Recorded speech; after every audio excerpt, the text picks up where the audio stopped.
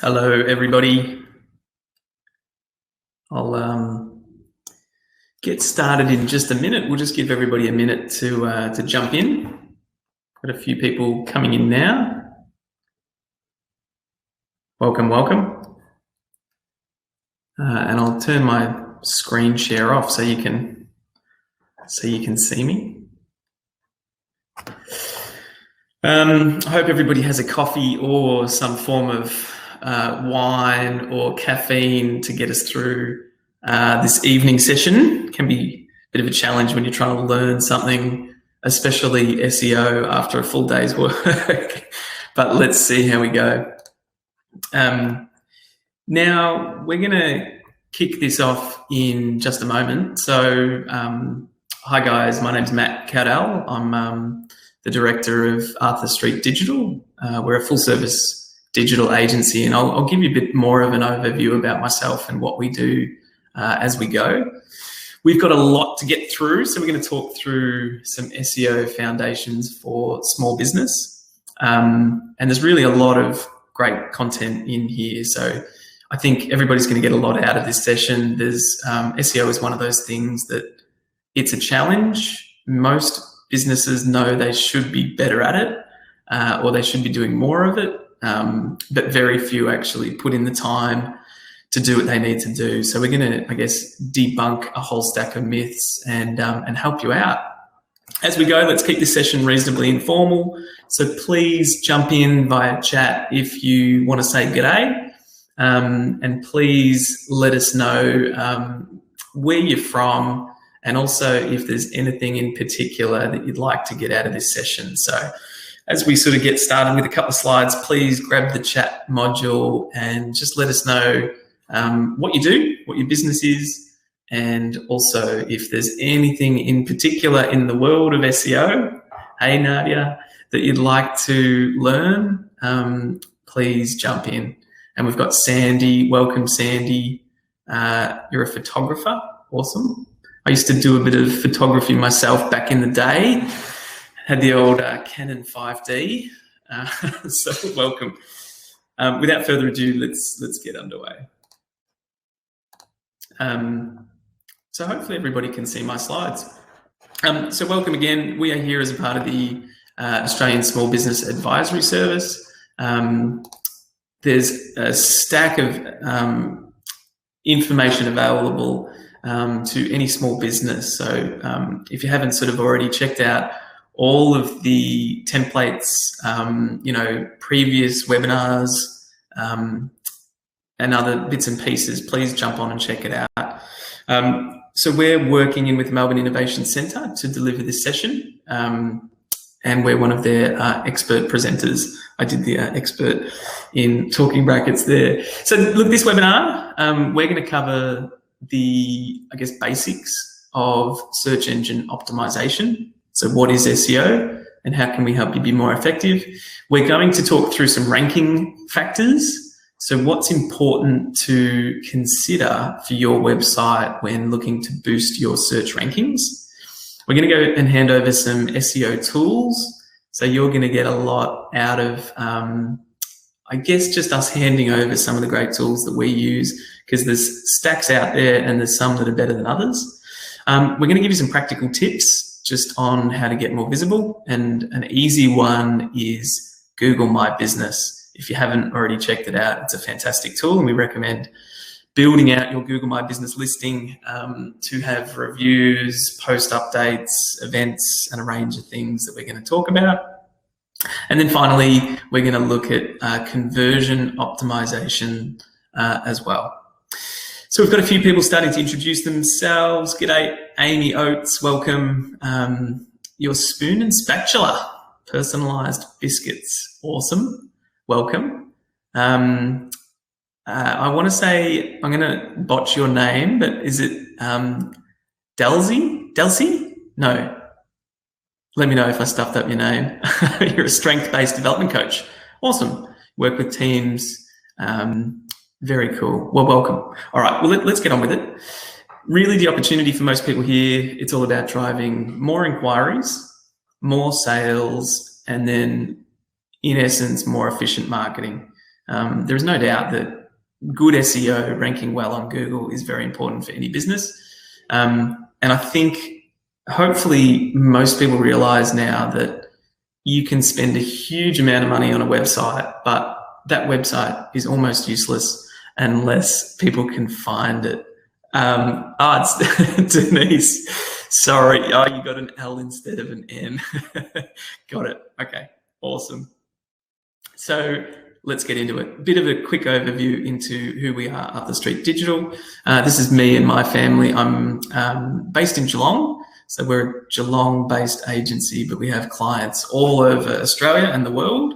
We're lucky enough to work with a range of brands, and everything we do is to help our clients through inspiring them, guiding them through and helping them navigate digital, as well as helping them grow their businesses. So that's kind of our remit. We're lucky enough to work with a range of big brands right down to small individual tradies that might not even have staff. So we really do work the gamut of digital marketing, and we do a lot of this training. So we have worked in closely with a range of organisations to deliver and upskill not only marketing teams, but also small to medium-sized businesses, and hence that's why we're here to help you guys with SEO today. So let's get into it. We've got a lot to cover in a couple of hours. We're probably going to stop here and there to answer some questions and check out some tools. But please, as we go, if you have a burning question, please jump into the chat module and let us know. Also, you may have noticed, but there's a lot of jargon when we talk about SEO or search optimization. So if I use a term that you're not familiar with, or if you're not quite sure what I'm talking about, please jump into chat and just let me know if we can help you. So we're just going to start, first of all, by talking through some of the fundamentals. So what is SEO? Now, SEO, we've all heard it. Hopefully we know that it stands for search engine optimization. And really, SEO is nothing more than a process to improve where our website appears in the organic search results. It's not something that we can do once and it's done forever. Unfortunately, it's a process. It's something that we have to keep monitoring, keep adjusting. We need to, first of all, start off with a strategy. And we're going to talk a bit about that first of all. And then it's a process by which we have to keep up at it. It's a job that is never done. And it's a job I think most small businesses really struggle with. Let me know in the chat module if that's true, if you've kind of maybe delved into SEO, but just not quite known what to do. So SEO is essentially a way to help your business get found on Google. Now, SEO is important for a number of reasons. Number one, building up trust with Google is possibly one of the best things that you can do for your business. So if Google understands what you do, how you do it, and if Google can understand that you're a trusted business in the space, it's likely to rank you fairly well for the region that you're in. And that's probably the best thing that any small business can get, is a solid ranking on Google. We often talk about SEO being working in with paid Google ads, or it used to be called Google AdWords. Now it's called Google Ads, so Google search ads. Not everybody clicks on ads. So I think the data is around, I think it's close to a half of people out there don't actually click on the ads. And you're probably like that too, yeah? You know, Google search something, and unless it's something that we're, really struggling to find, we're looking for, often we'll navigate past the ads and go to the first organic ranking. So SEO is even more important in that instance because people are clicking or moving straight past the ads. I mentioned before, but you could have the best website, you could pay a web agency huge amounts of money, and often it is a bit of a challenge in the space that web designers don't really understand SEO possibly as well as they should. So often they'll build out a really great looking website, but it doesn't actually function or rank that well. That's kind of one of the things that we hear a lot, is that, you know, people come to us and they say, look, I've just spent, you know, $10,000 or $5,000 on this amazing site, but nobody's actually on it and we're not getting any customers. So in that instance, you'd probably be better off with a, you know, much more basic site, but something that ranks really well. The last thing is, there's no doubt that for almost every small business, if you're ranking better on Google, it's in some way going to relate to more business. So it's definitely going to improve the bottom line in some way. So that's a quick overview as to why SEO is important. In the industry, we talk a bit about white hat SEO and black hat SEO. I'm not sure if you've heard those terms before, but white hat SEO essentially refers to doing everything in line with best practice. So it's not about trying to trick Google. It's just about taking in everything that Google says that we should do and basically following that. And essentially, we're going to talk a bit more about it, but it's basically about giving people a good user experience. So helping to answer your customers' questions is a big part of it. The black hat SEO essentially refers to tactics that are against what Google says you should do. There's a lot of it out there, and we've got this next slide that just kind of illustrates that there's also a lot of SEO agencies out there that call themselves white hat SEO, but they're really not.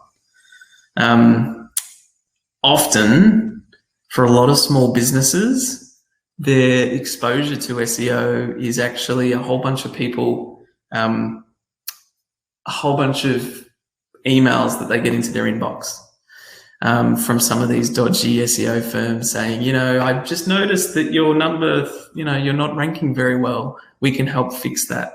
So just be mindful that a lot of those agencies out there, they're probably doing some things that is against what Google recommend. So hopefully that makes sense. Just a bit on Google. So when we talk about SEO, we do focus on Google, but Google isn't the only search engine. So I don't know how old everybody is, but I can certainly relate to some of these. Back in the days of the 56K modem, the dial-up modems, we used to have, it was Alta Vista for me, was the main search engine that I used back in the day. Back in the days of the old PCs where you'd turn them on and they'd take about 3 minutes to boot up. I don't know if anyone's with me on that, but it's certainly changed a lot. And these days, it's all Google. So Google hasn't been around forever, but it's been around since about 1998. And it is by far the most used search engine in Australia. And Google today gets about 95% of the market. So when we talk about SEO, and for small business, the opportunity is to get Google right. So let's do everything in line with what Google recommend, because 95% of people are using Google as their search engine in Australia. There's some people still using Bing, and we're not going to sort of focus on that in detail, but if you're already ranking pretty well on Google, you might want to look at some tips on how you can improve your Bing ranking, or potentially look at something called Bing Places, which is very similar to Google My Business, but for Bing, and you can set up a free business listing. So there's a quick tip. Bing does tend to reach older people as well, but we're going to focus on Google for this session because Google is by far the largest search engine. The other thing I wanted to mention, and look, these, if you're a nerd like me, are always a bit of fun. I'm just going to share my screen. Bear with me, and I've got...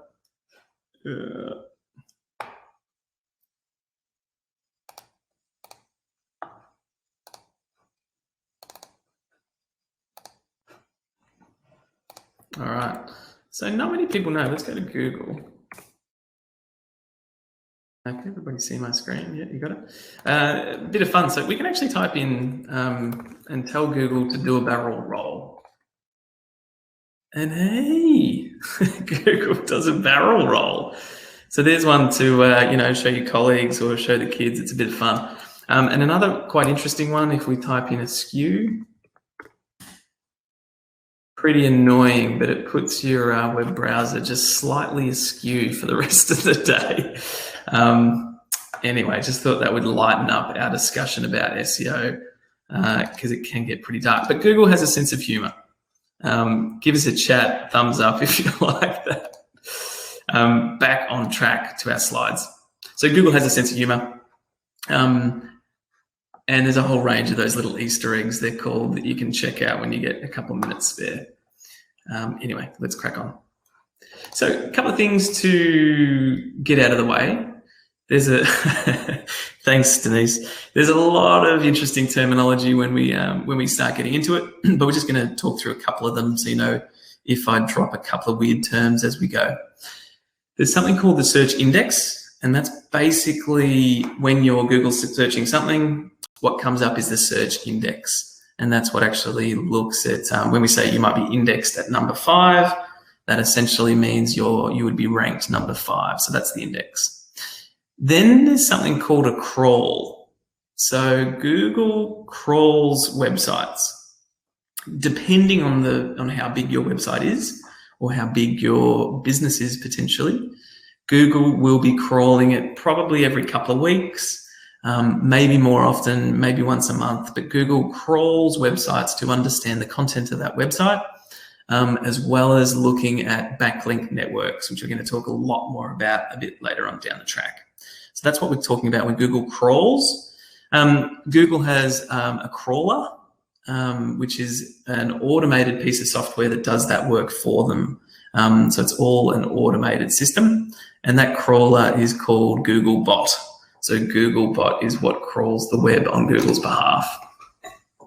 When we talk about SEO, Google do actually publish a set of guidelines, and we've included a link in there. So we're going to share these slides around. But if you do want to check out Google best practice, or if you did want to read through the guide, it's quite a lengthy document, but well worthwhile checking out. You can jump in and check out what Google actually says. And if you're really wanting to delve into SEO, it's probably not a bad thing to do. Now on to ranking factors. So what's important to consider when thinking about SEO? Now we're just going to throw a whole bunch of stuff at you. Now this is the list in no particular order of things that you need to be aware of if you're wanting to boost your Google search rankings. So, number 1, is the website secure? Now, this has become more and more important over the last couple of years, but Google will now warn people before they navigate to a website that's not secure. And what I mean by not secure is does it have a security certificate? And you've probably all seen where you go to a website and you see up in the top left corner that it's not secure. And actually on the webinar, you guys can have a look. Just next to the URL in whatever browser you're looking at, there's a little lock icon. And if you're using Google Chrome, it's just right next to the URL bar. And that gives you some information about, is your connection secure? So does that website have a security certificate? And is it HTTPS? Now, if your website isn't secure, Google will actually warn people before it sends people there. So one of the, sometimes a really easy win to get some better SEO is simply to consider getting a security certificate. And that's quite an easy process. You can get free certificates out there, so it's not necessarily something you have to pay for. But you would want to have a look if your website's secure. Number 2, is your website mobile friendly? So important to almost everybody these days because we know that more people are browsing the web on a mobile device as opposed to sitting in front of computers like I am. Really important to build out a mobile responsive website. So luckily, most of us probably do now, but if you don't, now's the time to get onto a mobile responsive website. And there's varying degrees of that. We come across a lot of websites that respond, they're mobile responsive, but they're still not really built mobile first.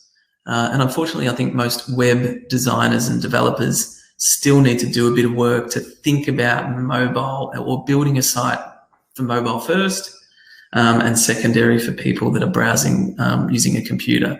Very important. Number 3, schema markup. We often run these training sessions and people go, schema, what?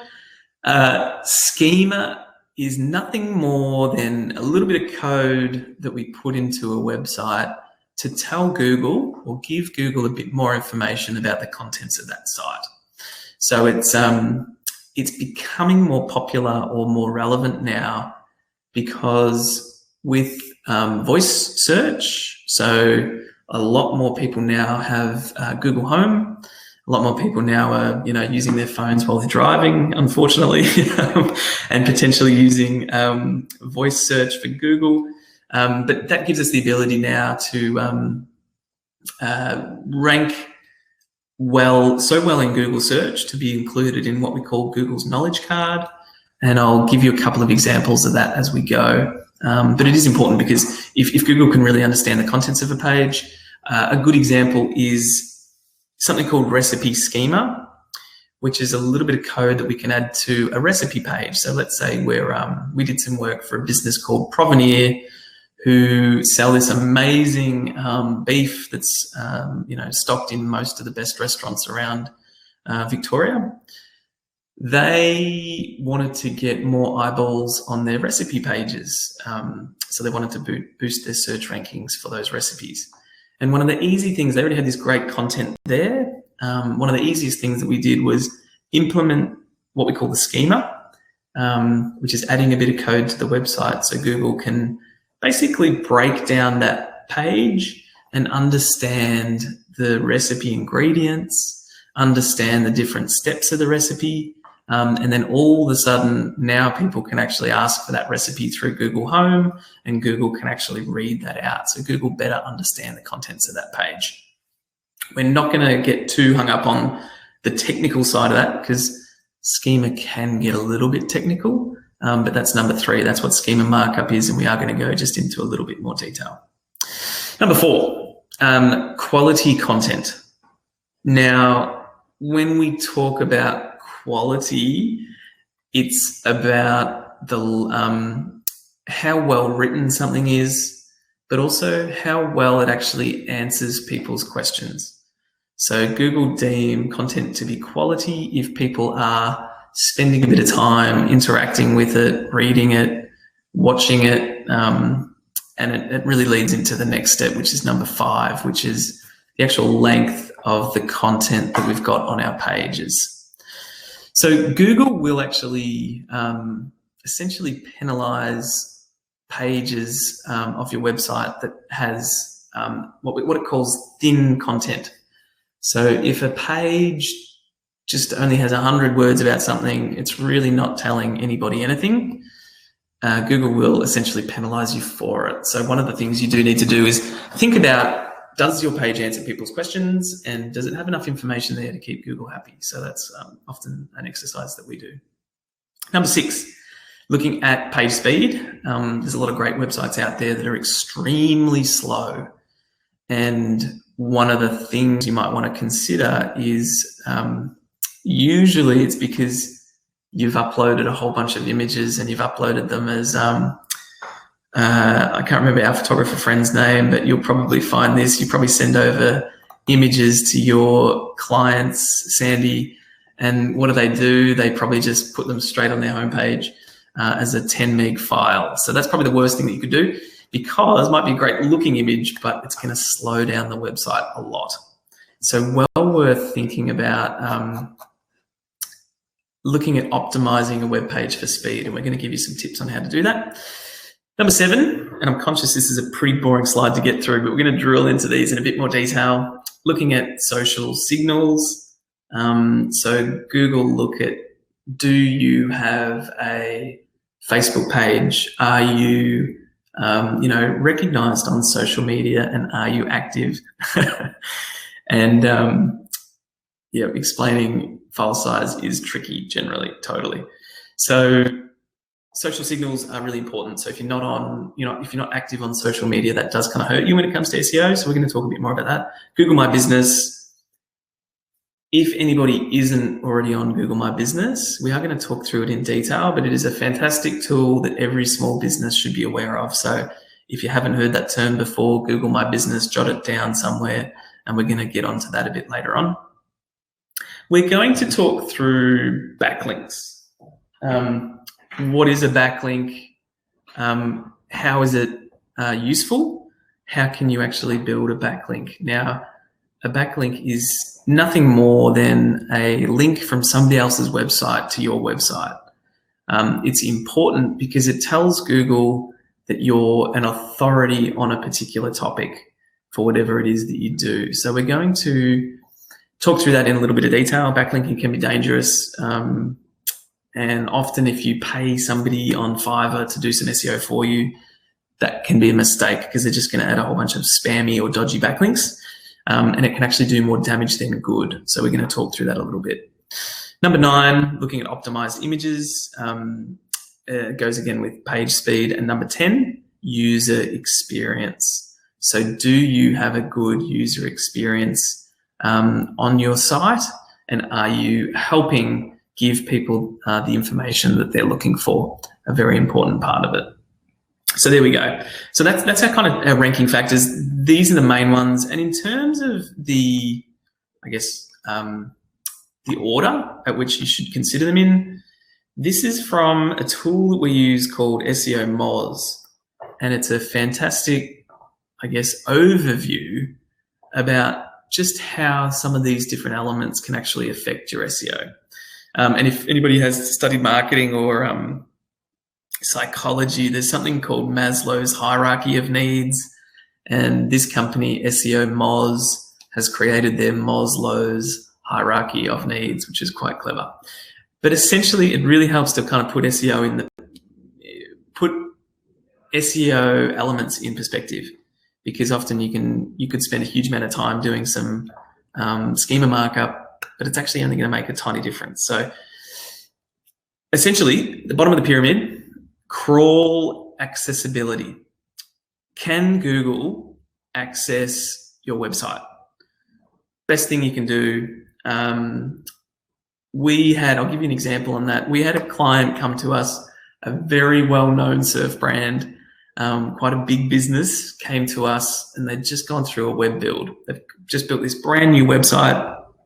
Looks amazing. They spent a huge amount of money on it, but it wasn't ranking at all.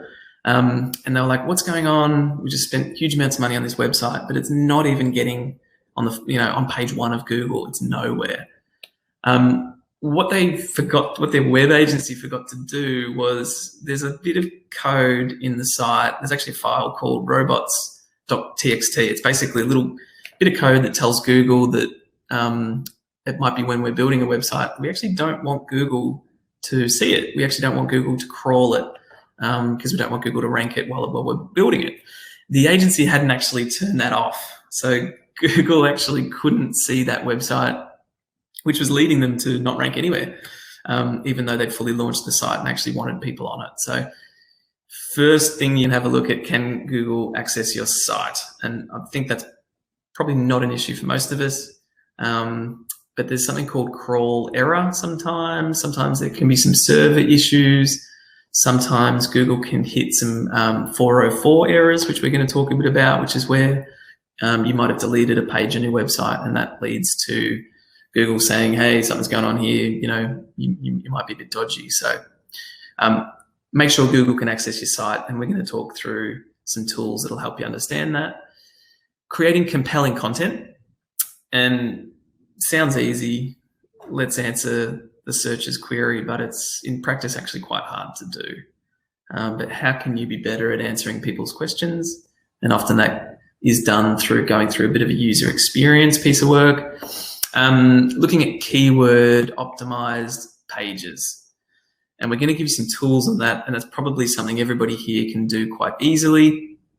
Sometimes the biggest hurdle around SEO, and sometimes a very easy fix, is just to identify the keywords that are important to your business that people might be searching for, and actually make sure you talk about them on your site. It sounds very easy, but often people just don't. They might be trying to rank up for a particular keyword, but they're not actually using that keyword anywhere on their homepage or anywhere on the website. So a very easy thing you can do.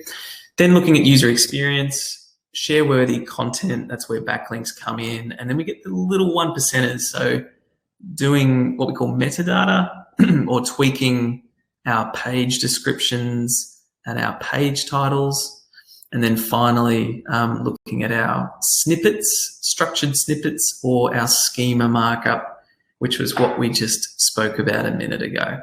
So I think you're probably going to focus most of your time on content and keywords is what this usually sort of makes people realize.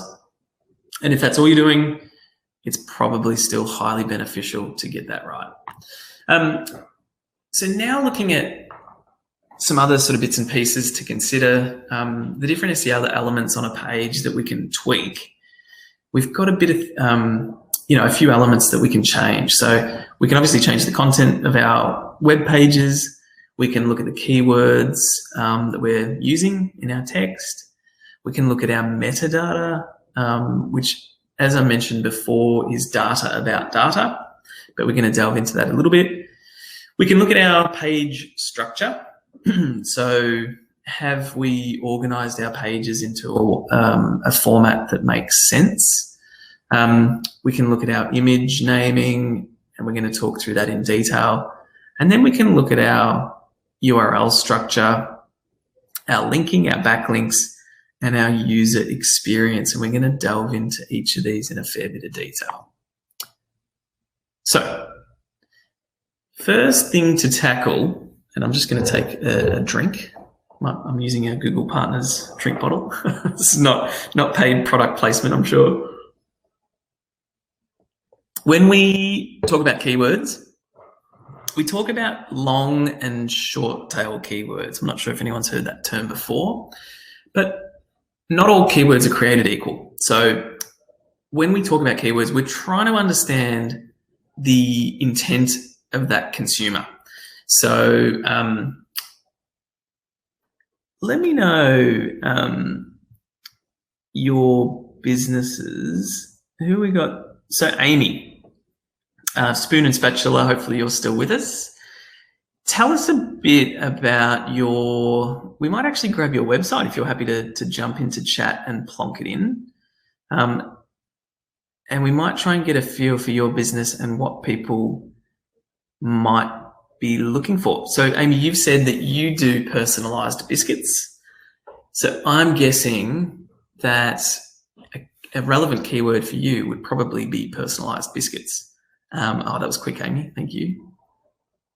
So we might jump in there and have a look. So not all keywords are created equal. So short tail keywords, as an example, if somebody's just searching for, branded biscuits, it's probably a pretty good keyword, but they're not kind of ready to buy yet, perhaps.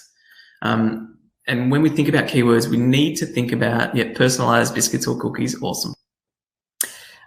When we think about search intent, usually the longer the keyword search, the more intent that person would have. So if I'm just looking for, local biscuit company, that would be maybe an early bit of research that I might be doing.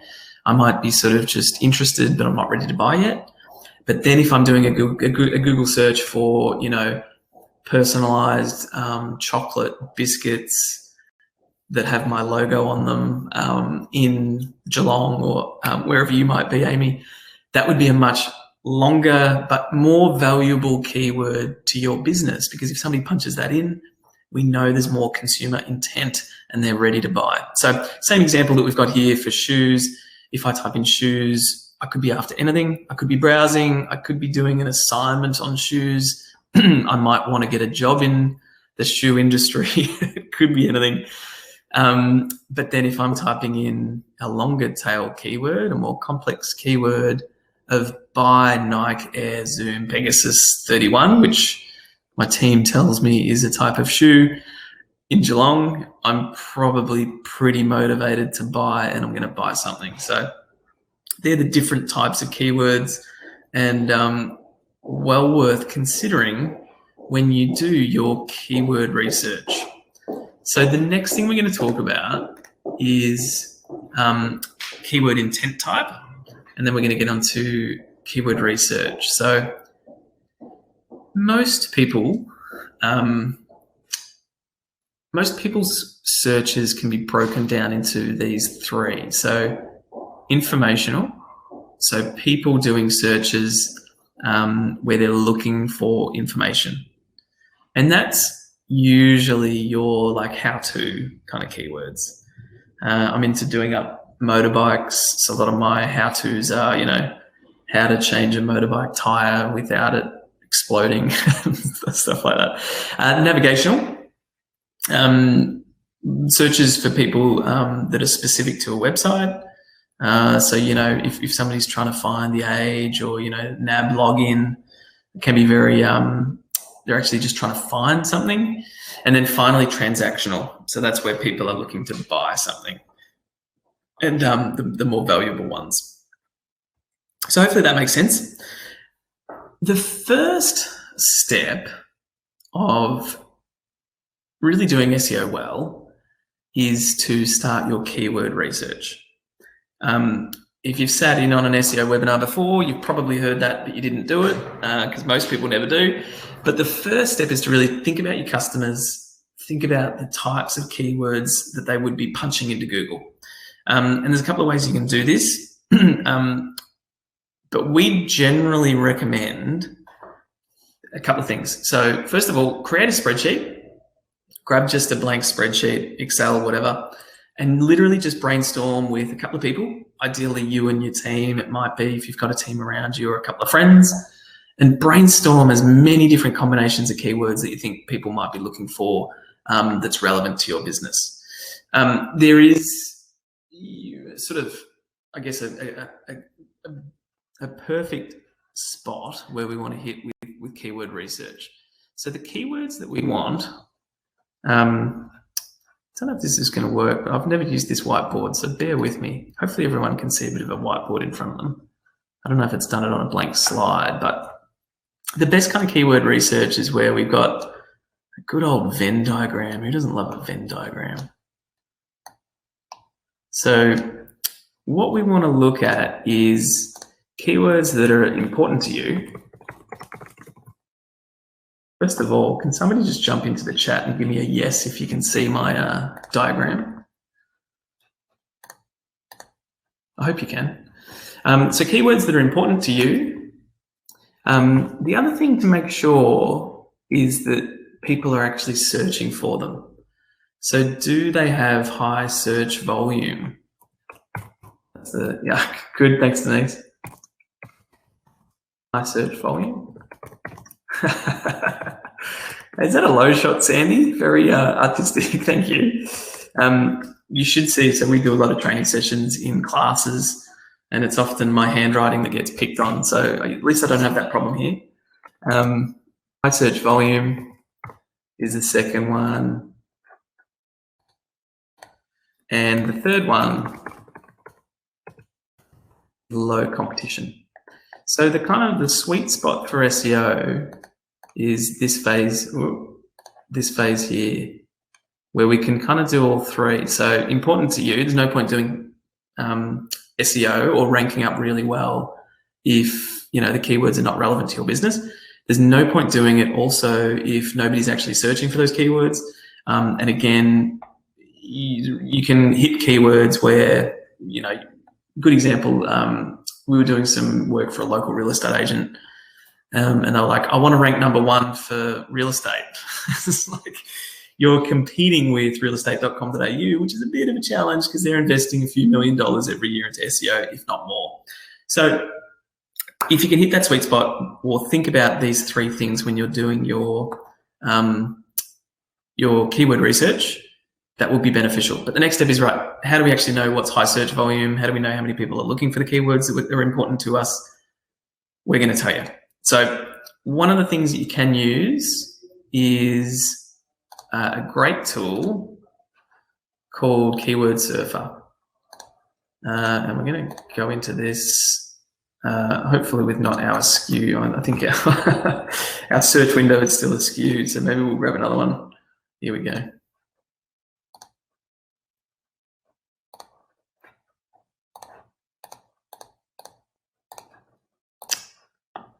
So there's a lot of tools that'll help us understand search volume.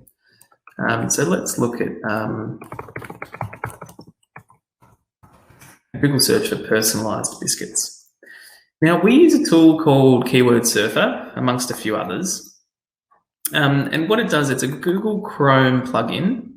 So you can add it into Google Chrome, and then every search that you do, you'll get this bar over here that'll help tell you for that keyword search, what are some keyword ideas? So what's similar to that search, but also it tells us an estimated search volume. And that's really useful to understand, okay, in Australia, there's on average 210 people every month searching for personalized biscuits. If that was zero, we'd probably, I guess that, maybe we're using terminology that people aren't using. And that's where you might need to sort of brainstorm some other keywords. So that's the first step. And then we want to have a look at the search volume for a range of other ones. And it looks like, wow, cookies delivered Melbourne. There's 1,900 people searching for that. So that might sort of lead us down a path of maybe we're better off optimizing our content for people who actually want cookies delivered potentially, and cookies personalized. There's 1,600, so that would be a higher value keyword. So that's the process. You can add that plugin by just going to the Google Chrome store and adding the extension. It's called Keyword Surfer, and we've got a slide on it in the training deck that we'll give you. So very useful tool. Recommend giving it a go and using it. It's very useful to help with your keyword research. So develop that big list. Use a tool like Keyword Surfer. You can also do that with something called Google Ads Planner, which is a Google product, and it'll do a similar sort of thing to tell you which keywords people are searching for often. Very useful to do that. Here we've got just a few more tools that you could consider to help you with that process. So Ubersuggest is another tool. Very useful. Neil Patel, he's a bit of a SEO guru, has been around for a long time. It's a free tool, and if you haven't checked it out, there's actually a range of different tools that'll help you with your SEO, as well as keyword planning. So Ubersuggest, Keyword Surfer we just ran through. There's also another cool tool called Answer the Public, which I might just quickly show you now, because it is pretty cool.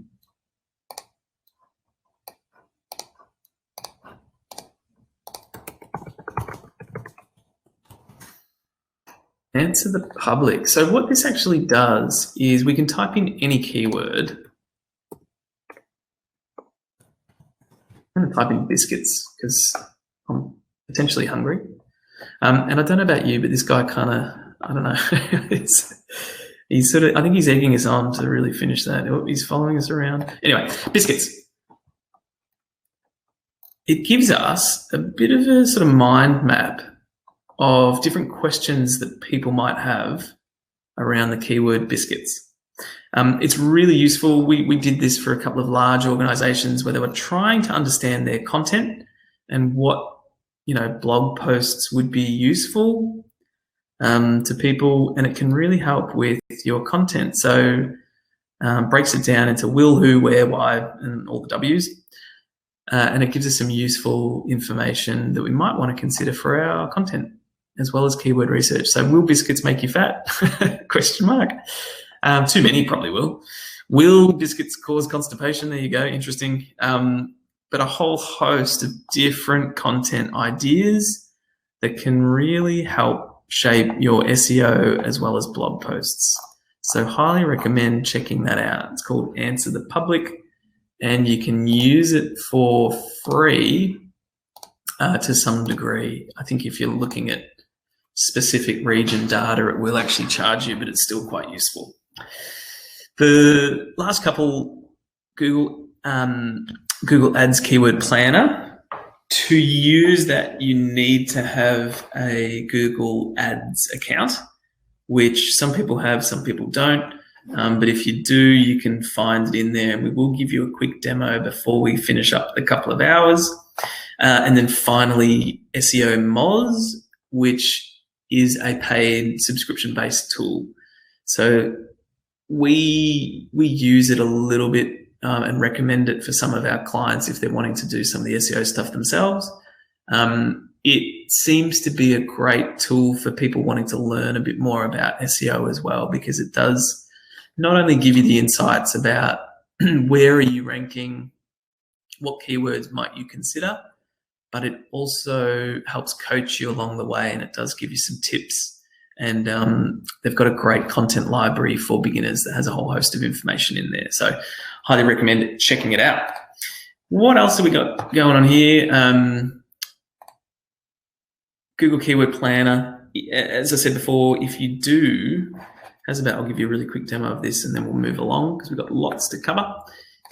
It's useful, and sorry guys, I'm sort of jumping around quite a bit, so hope I'm not making anyone dizzy by jumping in and out of Chrome. All right, so I'm just going to jump into our Google Ads account.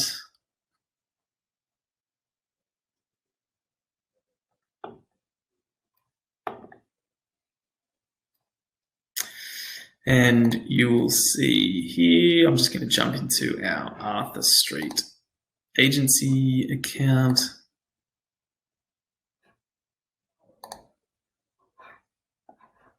All right, so if you have a Google Ads account, you can jump over to Tools, and we've got a tool here called Keyword Planner.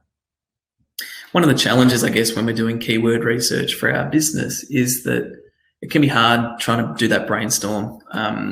Often it's a real challenge to develop new keyword ideas. So what we can actually do here, we can start with a couple of keywords like personalized biscuits. We're going to get sick of us talking about you, Amy. We can put in a domain if we wish to use it as a filter, but I'm not. And we want to get results. And it will actually give us not only a bit of data on that, so it's telling us that 210 that we saw before, average monthly searches, but it does give us a nice little list of some other ones that we could consider for our business as well as their search volume. The data here, so this little graph gives us a bit of intel into what is the search trend. So is it trending up? Is it trending down? What does that actually look like over the last, I think, year? Yeah, it gives us the last year. And that can be useful.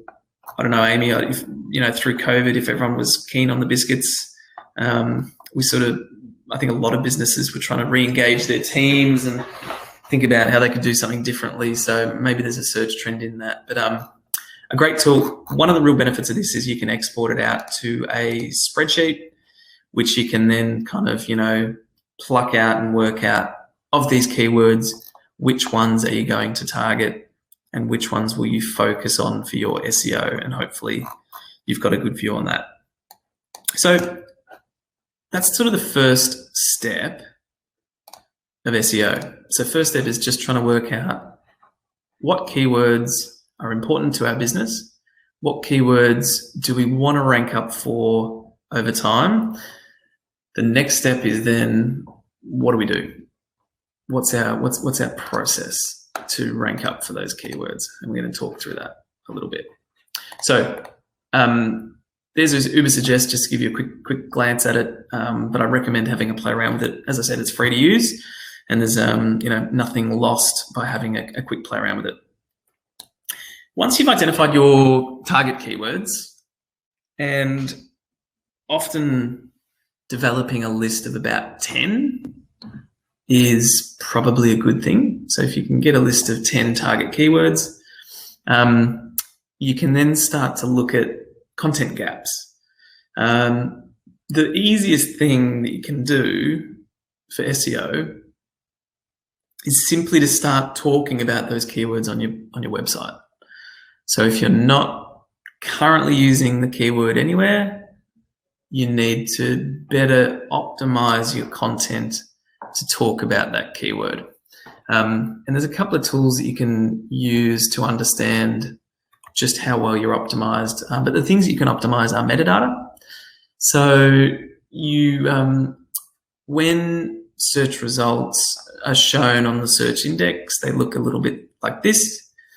What actually comes up in that results page is the metadata that's defined. So this is our page meta title, and this is our meta description.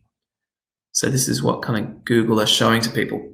One of the easiest things you can do is actually just tell Google that you want to use the keywords in that metadata. And to do that, it will depend on your web platform. But these days, most of us are using a platform called platform called WordPress for our websites. And almost any web platform now has a way to update your metadata. So if you're using Squarespace, what are some of the other ones? Wix, you might be using Shopify potentially. There's always under each page or each CMS, there's a way to update page metadata. It's one of the easiest things you can do. Probably not going to have a huge impact on your overall SEO, but these are the little things that you can tweak, and you should. So Yoast is a tool for WordPress websites that allows you to optimize your metadata. And it's pretty handy in that you can tell it what focus keyword you want to assign for the page. So what's your main keyword that you'd like to rank up for? And then you can add in your SEO title and your description, and it'll give you an indication of just how well you're optimizing for that keyword. And then it'll give you some tips as well, whether you're going too long or too short with your meta description. So that's sort of like an easy win for most people. Yoast is a plugin, but it's free to use and it's very easy to get started. The other thing that you can look at doing is looking at your page structure. Very well optimized websites have a neat structure and they have neat headlines. So looking at the main heading for the page should have what we call H1 tag as well, which tells Google that this is the main headline for the page. And usually you want to put your keyword or the keyword that you want to rank up for in that title. Then looking at page length. So I mentioned before about the thin content. Really, you want to focus on at least 400 words per page. That's probably ideal. And we want to think about some internal linking. So if you're referencing a blog post or if you're referencing Contact Us, you can link back to those pages. That would be best practice. And then finally looking to perhaps embed videos potentially as well, as opposed to bringing the whole video into a page. So videos can be useful to give Google a good signal that people are spending a lot of time on your website. So it's useful in that regard, that if you have a video, often it's a strategy about having a video on the homepage is that people stop and watch it, and it gives Google a signal that that person is obviously engaging with the content, and it can increase time on site, which gives Google a good signal. Now, a couple of other things you can do. And guys, this is, I guess, a challenge talking about SEO into the wee hours of almost winter night. What we might do is crack on for another 5 minutes, and then we might just have a 2 to 3 minute break so everybody can get out of their chair and jump around, get some blood flowing, and grab a cup of tea if you need to, or a glass of wine. Anybody on the wines yet? I'm sure there's probably a few out there that are sitting there with a glass of wine in hand. If you are, I'm very jealous, and I did think about cracking a bottle of wine earlier. All right, back on track with content. Image naming. Google can't read, or Google can't really understand the images on your website. So one of the things we can do, and this is great for accessibility as well. So if somebody is vision impaired, they can access web pages by using a reader, and it essentially reads out the contents of that website. What happens though, people don't name images well. They don't really, and Sandy, you'll probably relate to this, they usually leave the image file name as img6644112.png or jpg, whatever it might be. They don't really think about giving Google a good bit of indication about what that photo is about. So we can do that through alt text or alt tags that we assign to images. And there's a spot for it in your WordPress image library. Nadia wants wine, me too, thumbs up. One of the things that you can do is when you're uploading an image to your website, just put in a description that doesn't try to trick Google, doesn't use keyword stuffing. Like, you literally just want to explain what's in that image so that Google would understand it. And we've got a bit of an example for you. So I must be getting hungry because that image looks pretty good to me. But if you were to define your alt text as pancakes, that would be okay. What would be better is if you add in there that it's a stack, that image is a stack of blueberry pancakes with powdered sugar.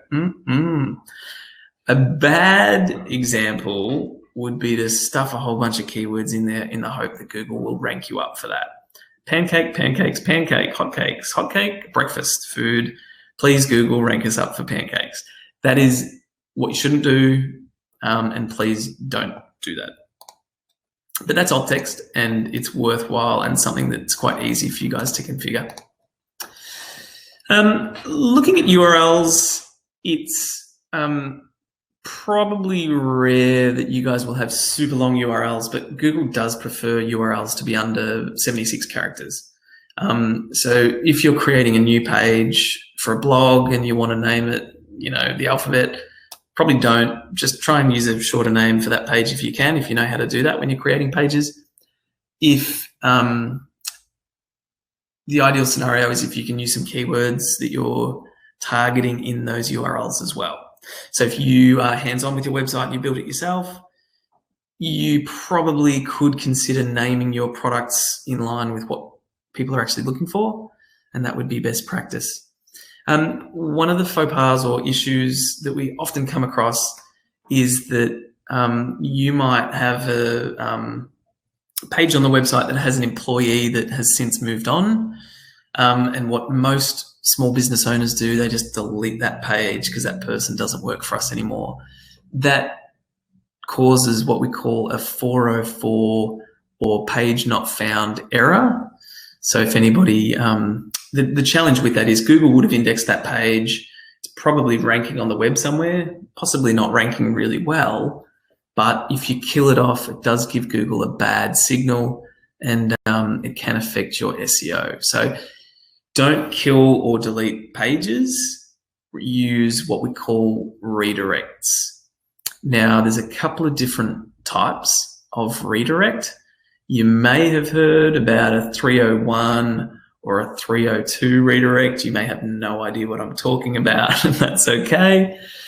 But essentially, there's two types of redirect that just tell Google that this used to be a page, but that person doesn't work here anymore. Like, it's not actually telling Google that. It used to be a web page, but it isn't anymore. It's been deleted. Here is the relevant page. And what would happen is if anybody does go through the search index, or if that web page had been linked to from somewhere on the web, that dead page would redirect straight to another page. So it's a good user experience, and Google now understand that that content was over here. I'm not going to bang on about that for too long, but where we see people get into trouble with that is when they relaunch a website and they change the entire URL structure of a website. And if you do that, unfortunately, all of the SEO value that you might have built up over the years, and all of the other backlinks of, community group sponsorships, if you're sponsoring a footy club, whatever it might be, that then they're linking back to your website. If you go and change your URL structure, it can negatively, almost very drastically actually affect your SEO. So using 301 redirects is very important. If you don't know how to do it, that's okay, but talk to your website team if there is one.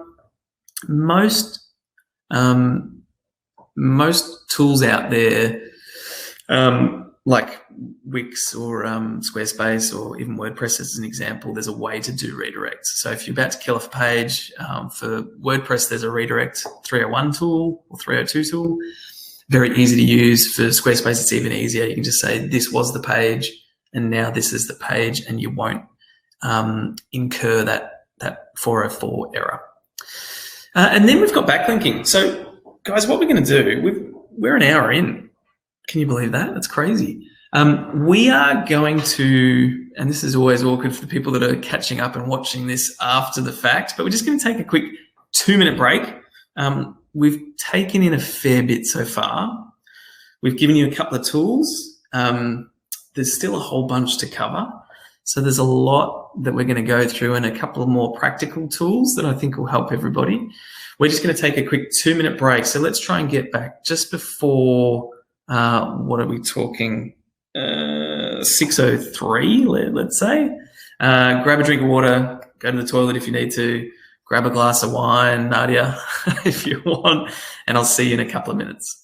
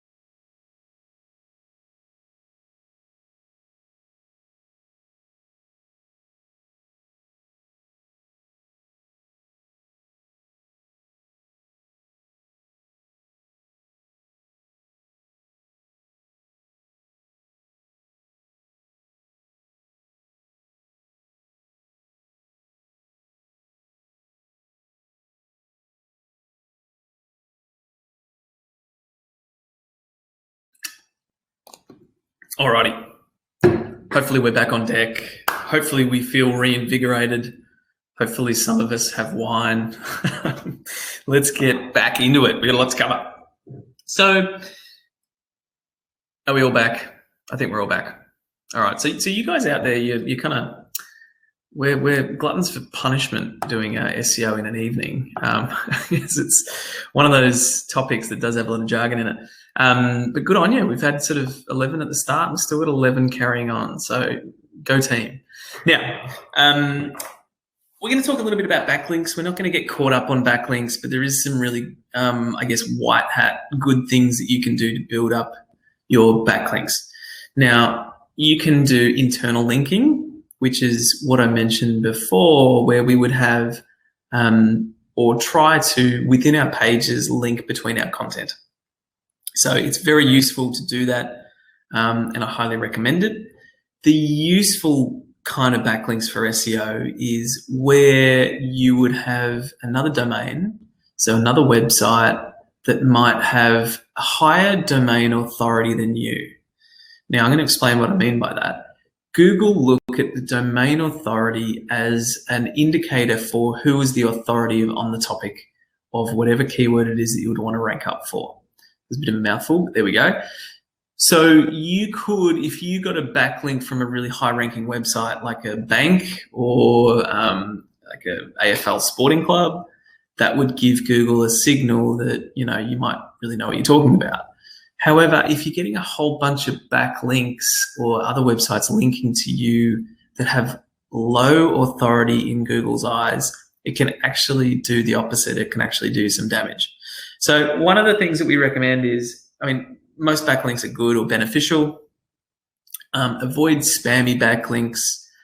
Avoid paying other agencies or, you know, dodgy agencies to do backlinking. It rarely works. Google generally work out that it's spammy and they will penalize you. So one of the things you can do though is try and guest blog. If you're comfortable with writing and you have a lot of content that you could talk about, you could absolutely do a guest blog, and that would be highly recommended. Couple of other things that you can do is just think about, most small businesses have some form of community partnership or local footy club that they sponsor, and often it's easy enough as sending an email to whoever, you know, at the club manages the website. They're usually happy to put a logo as well as a link back to your website. So that sort of stuff is beneficial, and it's just a very easy thing you can do to boost your backlinks. A couple of other easy wins. You can get backlinks from social media sites. So think about, you know, if you're not linking already from your Facebook profile to your website, you should be, and include your website on every other social platform that you have, LinkedIn, Google My Business, we're going to talk a bit more about, but certainly Facebook, Instagram, the rest of them. TikTok, if you're on TikTok, I don't know if anyone is yet. And then directories. So the last thing that you can do that's beneficial is there's a range of reputable directory websites in Australia. Things like True Local, Yellow Pages. You can create a free listing for your website and get a link back to your website as a part of it. So highly recommend that. It's usually a little bit of work, but it would be beneficial. There's often issues, or sometimes businesses that have been around for a long time might have outdated directory listings or citations, and that can actually do you a bit of damage. So if you have been around, if your business has been going for a long time and you might have an old Yellow Pages listing that has a wrong address or a wrong phone number, Google do actually look at that sort of stuff. So it'd be well worth just doing a bit of a trawl and finding what's out there and making sure that you're 100% up to date. That's using the word backlinks too much. Let's move on. We spoke a bit about user experience before. I don't think we need to get caught up on that. But do think about site speed, security, and we're going to talk a little bit more about giving people a next action. So how can you actually, give people a good user flow? So a good website would have somebody come into a homepage, click a button because they see something that they want to do, and then jump in and contact you, as an example. So if you can do that, it's beneficial. We're going to talk about optimizing for voice snippets, something that you can do, again, by adding in what we call schema. We might give you a couple of tips for that in a moment. But first of all, we're going to quickly talk through some SEO do's and some SEO don'ts. So a couple of things that you should do, and we mentioned before, you need to do some keyword research. So have a think about the keywords that are relevant to you. You really do want a fast and stable server. And we will just, in a moment, get to a tool where you can look at your site speed. Do be patient. SEO, even if you do all of these things that we've mentioned and that we do mention, it can still take a very long time. I'm talking 3 to 6 months to see results. So stick with it.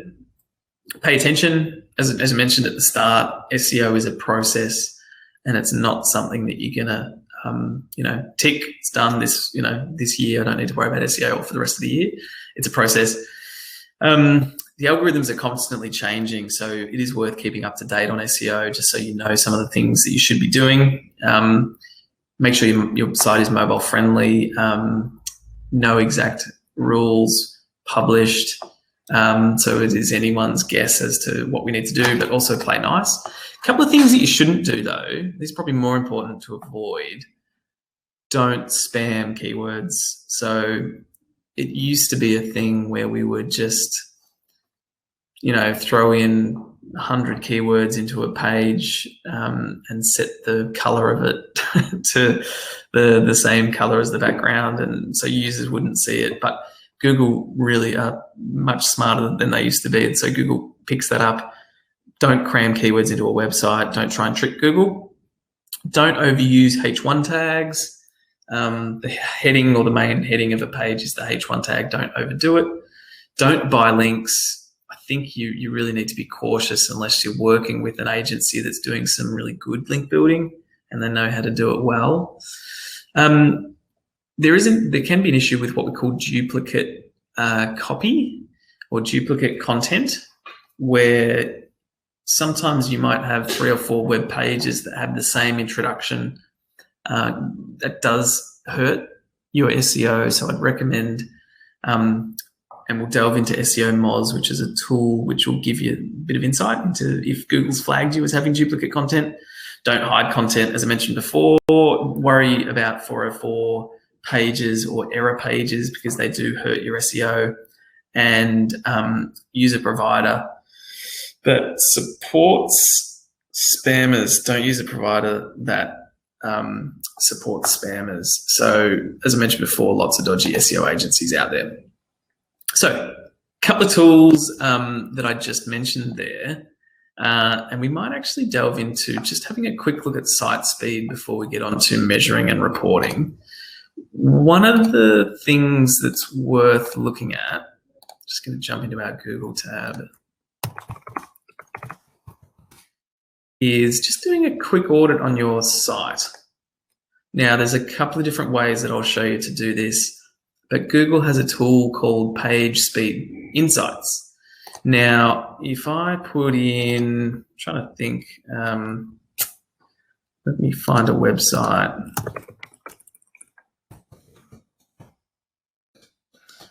All right, so this is we didn't build this site, so I can use this one, but I'm going to put in a Geelong YMCA as an example, and it'll basically analyze that site and just tell us how fast it is from both a desktop as well as a mobile device on a standard connection. So you guys can do this. You can access this if you just Google Page Speed Insights. And what we've actually found, it's a pretty damning report that it's saying that it's about 11 out of 100 and it needs a lot of work. And it gives us a bit of insight into how fast can we actually load that page, how long does it take until that page is interactive, and it'll actually give us some tips to pass on to our developer, depending on the web platform. And sometimes it'll even tell us which images that we might optimize on the page. So that's number one, very useful tool. The second one is called Lighthouse. So if I go to a same site, And you're better off doing this incognito because the other Chrome extensions that I've loaded will be slowing it down. But essentially, we add Lighthouse, it's called. Lighthouse is another Google Chrome extension, a tool that was developed by Google, but it's open source, and it does a very similar analysis to tell us how accessible the website is, how well it's built, and it gives us an indication of a couple of things that we might want to fix. So I think it's opened up in another browser window, which you guys can't see. And there we go, there's our results. So very similar, but it tells us a bit more about how well we're using best practice, how well we're doing on an SEO front, and what are some things that we might want to consider. And it's telling us about some things that aren't optimized very well. And then finally, one of the best things about this is you can actually print it off. So we can actually print it and pass it back to, or print it, save it as a PDF if you must. And there's a lot of jargon in here that most small business, owners won't understand. But if you've got that insight, you can pass it back to your website team or whoever might manage your website, and it's usually quite useful. All right, so we're going to get on to measuring and reporting, and then we're going to hand over a whole bunch of other tools that we use, and then we might just sort of hit pause and allow 10 minutes or so, maybe 15 minutes for any questions. So with a bit of luck, we will get you at the dinner table for dinner, so we might finish up just a tad early. Please do jump in with any questions as we go, though. So if you're sitting there with a burning question, don't feel like you have to hold it to the end. Please do jump in and let me know what you're thinking. So back onto our prezzo. One of the things that's important to do if you're going to invest time and effort into SEO, you want to know that you're having an impact. So there's no point doing it unless you are actually seeing increase in search rankings. And if you're seeing an increase in search rankings, ideally you want to see an increase in website traffic and ideally in an increase in customers. So how can we do that? So a couple of things you can do is you can use Google Analytics to measure that. Google Analytics is a free tool. Hey Anthea, how you going? Hello. It's very easy to use, and it does actually integrate with your Google Ads account and a range of other things. So if you're not currently using Google Analytics, I highly recommend getting it set up on your website. What it does basically is it can help us measure where people are coming from. And it'll actually give you the insight, and I might actually just give you a very quick demo because I think that's going to be more useful for you. So I'm just going to jump now into Google Analytics.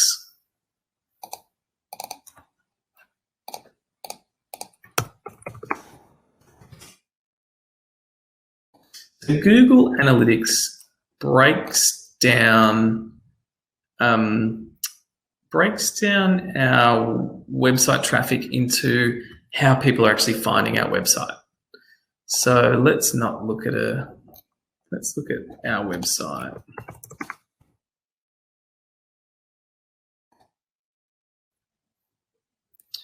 So one of the most useful things for most businesses is to have a look at how they're acquiring customers and where are they coming from. And within Google Analytics, if you go to acquisition, once it's all set up, all traffic and the source or medium that people are coming in from, it gives us a very useful breakdown. So this is just the last week, but it tells us that most people came to our website from organic search. So that's our SEO. So we're ranking fairly well. Then we do a little bit of Google Ads campaigns. A couple of people found us through Google Ads, and interesting to see Baidu in there, people finding us from China or something like that, I believe. So one of the things that's really useful, we could have a look at the last month, but compare it to the previous month. And that could give us a really good indication on how we're going. So here it's telling us that, wow, in April to May, we had more than double the amount of people come into our website through organic search. So that's really positive. It tells us that something to do with SEO was beneficial.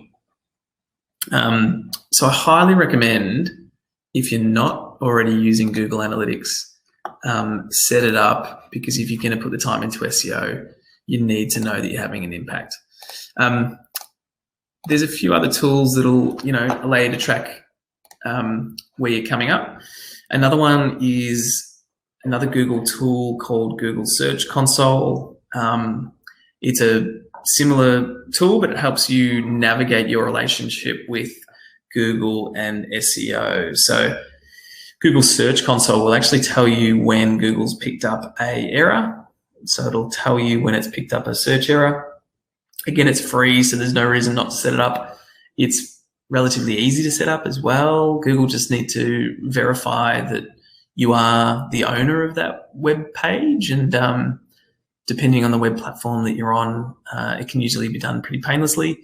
But it will tell you when Google is having a major issue with accessing your site. So often it might alert you to when a server's gone down or something like that. So highly recommend setting up those two. The final one is a tool called SEO Moz, which I mentioned a couple of times, but it does a few things. We can actually, once we've got our list of keywords that we want to track, and there's another tool called SEMrush as well that's very similar. But let's say we've got our 50 keywords that we might want to track over time. We can put them into SEO Moz, and it will actually track those keywords over time. So that's really useful if we can put them in, start tracking where we're ranking. And if you can see here, it actually gives you the rank where those keywords are coming up, and it tells you the movement as well. So over the last month or two, which keywords have moved up and which keywords have moved down. So that's really useful if we're putting in the effort. Ideally, we want to see the movement, and if we're not seeing the movement, we must be doing something wrong. So that's a really good thing to do, and also just to help you keep the focus on SEO over time, to be able to, keep up to date on the different things that Google's looking at. So SEO Moz will also give you tips and insights, and we can, if we have time, I'll give you a quick demo of it a little bit later on. On to some SEO tips. So I mentioned Google My Business before, but if we're not using it to its fullest extent, we're really missing out. So first of all, I'll give you a quick demo if you're not using it at all. All right, so to get there, if we're not set up, we want to go to just Google My Business, and this is what we're going to see.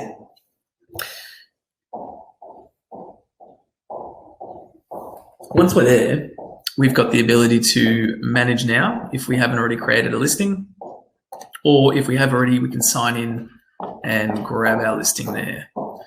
What we want to do, I'm just going to jump into one as an example. I'm going to jump into the Arthur Street Digital one. One of the first things we want to do is just make sure all of our business information is up to date.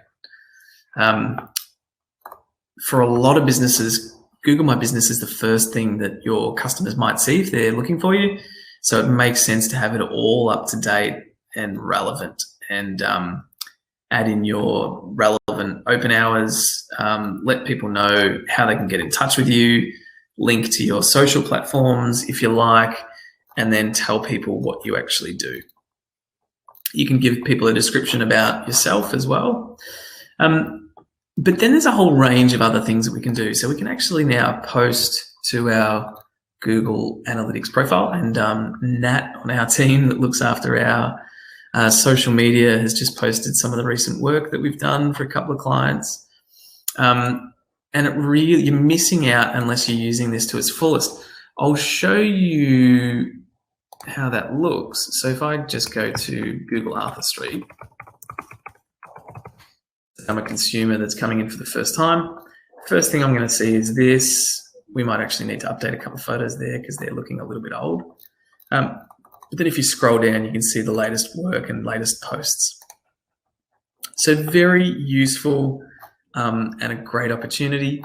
The other thing I will bang on about, if you haven't already, you really need to get reviews. So, you know, it's not only good for SEO, but also just in terms of building trust with consumers. People will trust a review more than anything these days, and especially if it's from somebody that they know. So what you can actually do to try and get more reviews, because it can be a bit tough, Google have, so a couple of things I'd recommend is, first of all, responding to reviews. And good old Nola, she came into one of our training sessions recently, and you know, best practice would be to reply. What should we write? I'm glad you enjoyed the session. Good luck with your digital marketing. A bit cheesy, but hey, here we go. So one of the things you can do on your home screen for Google My Business, if we scroll down, there's a link somewhere to get more reviews. What it does, it just gives you a shortcutted link so that if anybody punches that into that link, they'll come through to a page where they're asked to give us a review. So usually small businesses can add that to the end of their customer experience. So you might put it on an invoice. You might consider running a, I don't know, competition potentially, or, you know, even just asking people for a review, which is what we're going to do at the end of this session. You'd be surprised at what you actually get back. So more reviews that you can drive, the better. I highly recommend it. So that's Google My Business. Making sure everything's up to date is the other key point there. All right, guys, we're doing pretty well for time. A couple more tips. Think about user experience. So user experience is, I guess, quite popular at the moment, but it's really about having a think about what your customer is trying to do. So best thing you can do is put yourself in your customer's shoes. Usually if a customer comes to our website, they might be trying to do a couple of things. They might be trying to find out a bit more about us and who we are, maybe our purpose, or, you know, what we align to. And then secondly, they might be trying to get in contact with you. So one of the biggest failures most businesses make is simply not having a phone number somewhere that's visible on their website. So people can pretty quickly click and call it. If you're not already doing that, and if you don't already have a phone number at the top of your website, I recommend doing it ASAP, and make sure that it is click to call, because there's nothing worse than jumping on a website on a mobile device, and you try and copy it, but you can't, and it's just a real pain. So trying to think about that would be well worthwhile. Another one, and this is similar to user experience. When you're looking at just the design of your website, we really want to think about making buttons visible. So this is one of our clients, DPM, that are Melbourne based. But as you can see, the buttons are contrasting colors, and you can really work out the call to action. So if you're not kind of giving people one action and also making a button stand out, I'd highly recommend doing that. Already mentioned reviews, but it is probably one of the best things that you can build up. And then finally, think about blogging. So if you're, not currently doing any blogging, it can be a great way to, build in some additional keywords into your website, but also give your customers just some useful information. Blogs for small businesses can really help build out content as well and just tell Google a lot more about what you do. So if you don't already have a news page or a blog page on your website, I recommend adding that. So now, look, we're doing pretty well for time. So we've just hit an hour and a half. What we might do is just answer a couple of questions, and I'll try and answer them as well, as best I can. If anybody has questions, please do jump in. Or if there was anything that we covered that you'd like to talk through a bit more, please jump into the chat and let me know. So, Anthea, question for later on. Awesome. You missed a bit about the tools for keyword research. You were in the car. I hope you weren't watching this while you were driving. Is it possible for you to give me, yes, the name of the tools that we were using for keyword research? There was one called Keyword Surfer. That's a Google Chrome extension. It's probably the easiest to use because it just adds it to your every Google search that you do in Chrome. You can then see the volume of average searches within Australia. That's number one.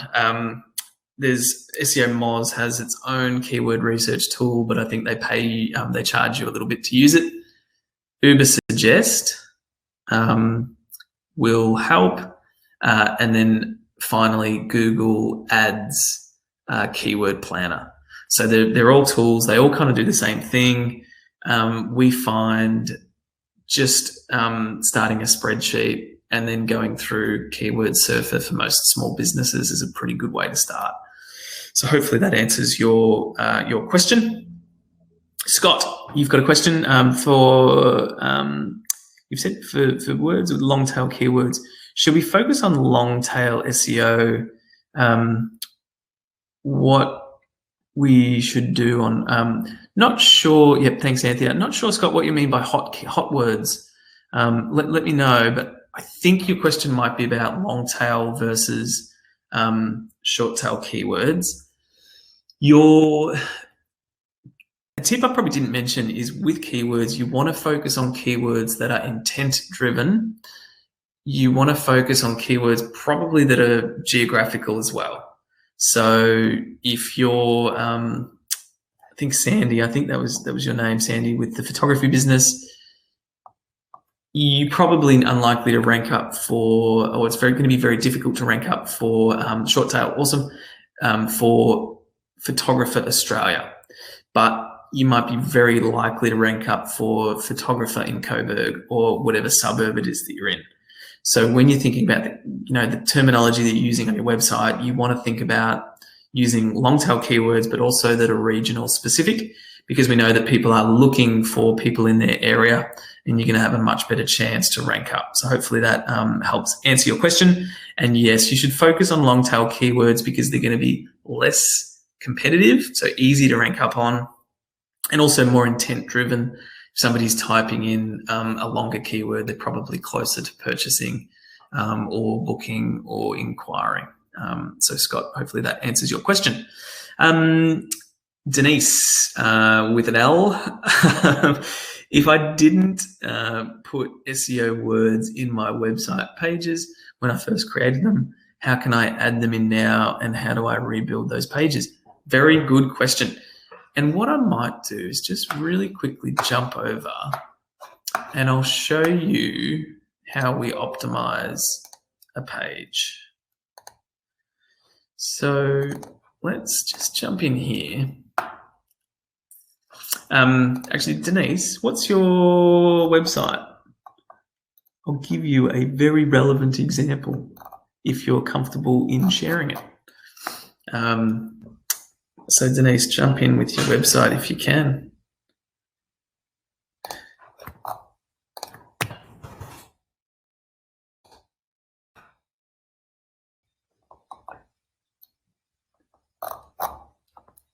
There you go. All right, awesome.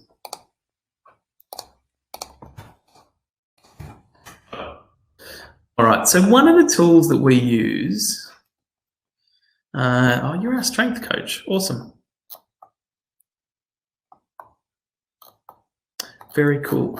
So if you've got a website that you've already built, and we've got a couple of pages here, one of the things that we can do is just redo the text. So redo the copy that's on your web page to include the keywords that you would want to rank for. So I'm just going to have a quick stab at a keyword that might be relevant to you. You're based in Melbourne, and I'm just going to have a look at your services for individuals, probably more teams, knowing the strength of your team. Yeah. Coaching program. So just trying to work out what would be an example of a service around what you do. So if we look at, if we look at what you do, here we go, services. All right, awesome. So I'm going to put like team building Melbourne, potentially, might be a keyword that would be relevant to you. So SEO Moz, if you do sign up for a subscription, I'd have to check how much it is, but I think for most small businesses, it might be, let's say, $90 a month, thereabouts. It's got a tool called the Moz Bar, and it adds this into your browser. And we can have a look at, for whatever keyword, and it'll tell us just how well optimized we are for that page. So I want team building coach Melbourne. And what it'll do, it'll basically give us a quick audit, and it's telling you that for the keyword team building coach Melbourne, you're actually not doing too bad there. You're ranked 71. 71 out of 100. And the benefit of this is it also gives you a couple of things that you could consider doing.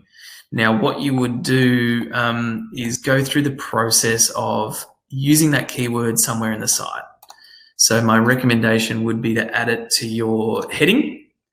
So it might be that you add it in here as the first thing that people would see.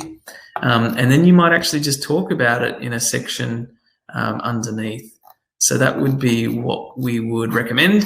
And then depending on the web platform, I can see that you're on Squarespace. There's usually somewhere where you can also put in metadata, which will, at the moment, the metadata isn't actually in there. So that's something I can't actually remember exactly where it is, but you can edit it. You can actually find it. I think it's in the page settings area, and you can actually put in a custom meta description and meta title, including those keywords that we want to rank for. So that was probably a very long way to answer that question, but hopefully that helps. Lachlan, you got a question. Can I ask if .com versus .com.au has any influence on searches for Australia? The answer is yes, it does. And if you are in Australia, you're better off having the .com. We don't actually know what influence it would have, and it can be difficult to gauge. But all we do know is that if we're doing SEO for trying to rank up in the US, it's much easier to do it on a .com as opposed to a .com.au, if that makes sense. So if you can get the .com.au and you're operating in Australia, by all means do it. And it's usually best practice as well to grab both the .com as well as the .com.au and redirect the .com to the .com.au website. That would be best practice. Awesome. Thank you. Glad I could answer a couple of those questions. Laura, hopefully that helps, Lachlan. Laura, you've got to head off. Awesome. Some great tools. Great. And I think that's about it. So guys, look, we're getting pretty close to time. I'll hang around for another couple of minutes. If you do have any other questions, feel free to post it.